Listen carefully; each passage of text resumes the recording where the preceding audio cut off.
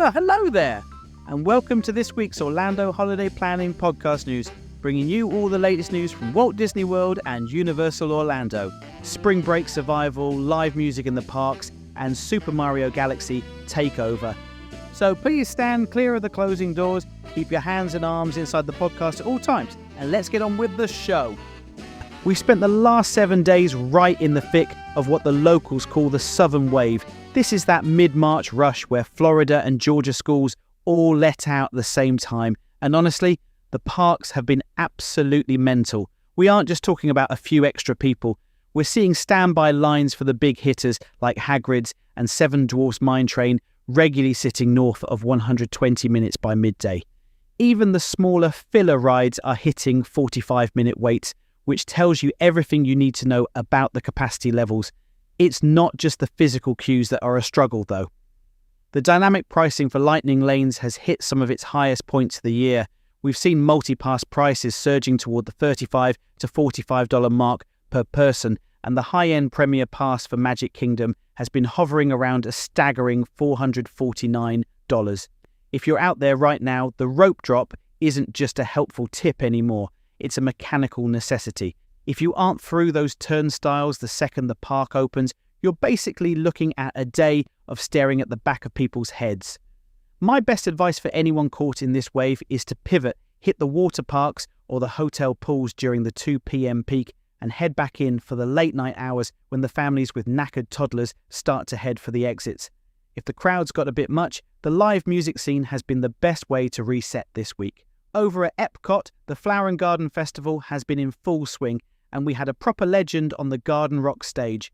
Billy Ocean took over the America Gardens Theatre on the 15th and 16th, and the atmosphere was brilliant. He's a total pro, and seeing him belt out the classics with the lagoon in the background is always a highlight of the festival. Just a heads up for the rest of the month. If you want a guaranteed seat for the bigger acts like this, you really have to look at the dining packages. Trying to walk up 10 minutes before a legend hits the stage during spring break is a bold move that almost never pays off. You'll likely end up listening from the path behind the theatre. Meanwhile, over at Universal Studios, the Mardi Gras celebrations kept the energy high. And because the concerts are included in your park ticket, the area was packed out well before the 8:30 p.m. start time. If you're aiming for any of the remaining Mardi Gras sets this month, you've got to be strategic. The parade usually winds down just before the music starts, so if you're standing in the wrong spot for the beads, you'll never get near the stage. You need to bag your spot in the Music Plaza area at least an hour early if you want to actually see the band, rather than just a sea of smartphones. Look, trying to navigate Orlando during the spring break rush or a massive concert weekend without a proper plan is a recipe for a miserable time. That's where Orlando Insider comes in. If you want a holiday that's actually sorted, head to orlandoinsider.co.uk. When you plan your trip with us, you're getting a personal Orlando guru to handle the heavy lifting. You'll know exactly where to go, have a sorted itinerary, and get access to our Park Planner app to help you dodge the queues in real time. It's about taking the stress out of the park so you can actually enjoy them. Stop trying to piece it all together on your own. Go to orlandoinsider.co.uk and let's get your 2026 holiday handled properly. Finally, Universal's been the place to be for the Nintendo fans this week, and they've gone all out to promote the new Super Mario Galaxy movie that's dropping next month. The big draw has been the Yoshi meet and greet over at Epic Universe. It's a limited time thing running until mid-April, and the queue to get a photo with the green dinosaur has been consistently long, but honestly, the animatronic work on him is top tier. The merch and snacks have been a massive hit too. They've launched a Rosalina cupcake for $12, which is a blue velvet beauty with blueberry cheesecake filling and the Galaxy popcorn that's covered in edible glitter.